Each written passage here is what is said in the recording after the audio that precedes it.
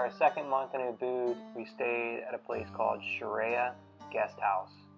It's located in pretty much central Ubud, just behind a restaurant called Sun Warung, which apparently is a famous restaurant to go eat at. We had no idea when we booked this place that it was actually in the back of this restaurant or how popular this restaurant actually was.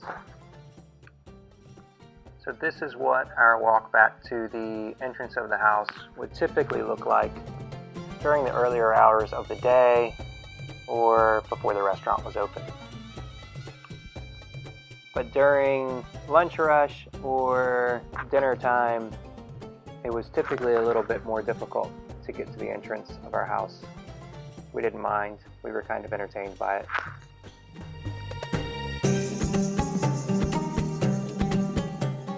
This is the entry to the house. It's a two-story house. This is the little sitting area that they have set up. And then this is the kitchen.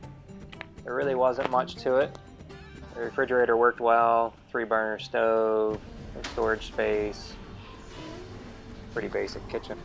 So the stairs to get up to the bedroom take you outside and just past the dishwashing area of the restaurant. And then there was a nice balcony up top.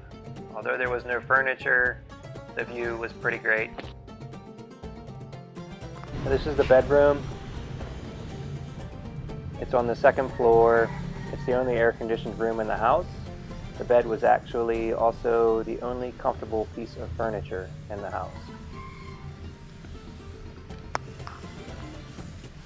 And a pretty typical bathroom, toilet, and shower. All in all, we really enjoyed our stay at Sharia Guest House. We paid a total, this was the second most expensive one of our journey. We paid a total of $670 for a month here. The location was just wonderful, and we had constant entertainment outside of this window, as well as providing entertainment for the restaurant workers while we cooked in the kitchen. So with all the people usually waiting to be seated to eat at this restaurant, we figured we had to try it. It was really good food. It was all traditional Indonesian food.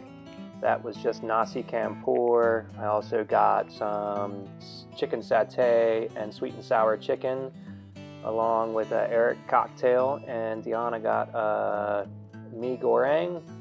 All together, it was well under 200,000 Indonesian rupiah. Living so central in Ubud, when events would happen, we really had a front row seat to them just outside of our front door. This was an Indonesian Independence Day parade that we just happened to hear coming down the street, and I went out and watched. It was really pretty entertaining, all of the kids playing music and carrying torches down the street.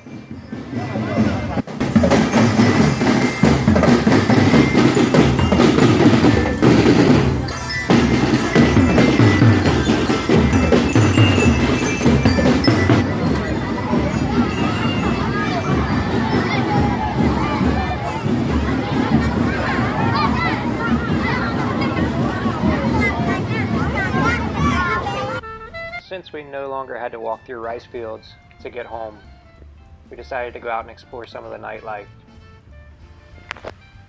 One of the first places we decided to check out was the night market.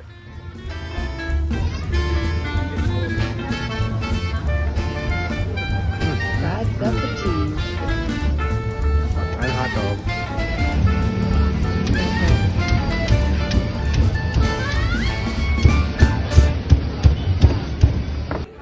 We also went to a fire dance show, which was really interesting to watch.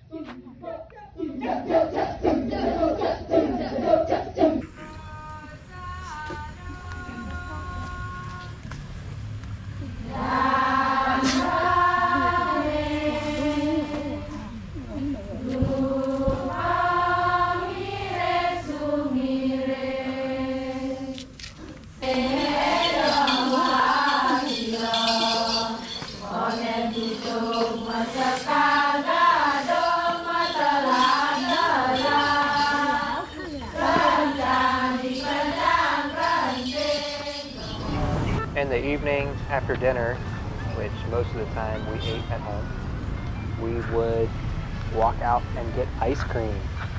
There are several ice cream shops within an easy walking distance from Shreya Guest House, and every once in a while we were treated with a beautiful sunset on our walk.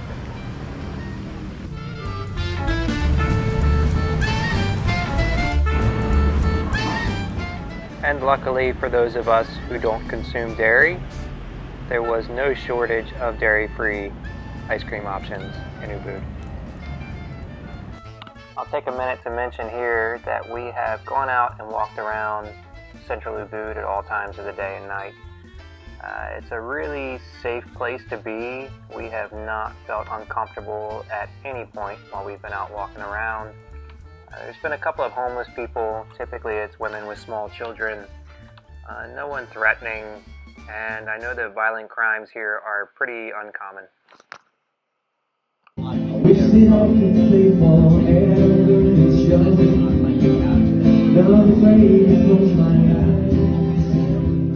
And we got some pretty great desserts while watching live music too.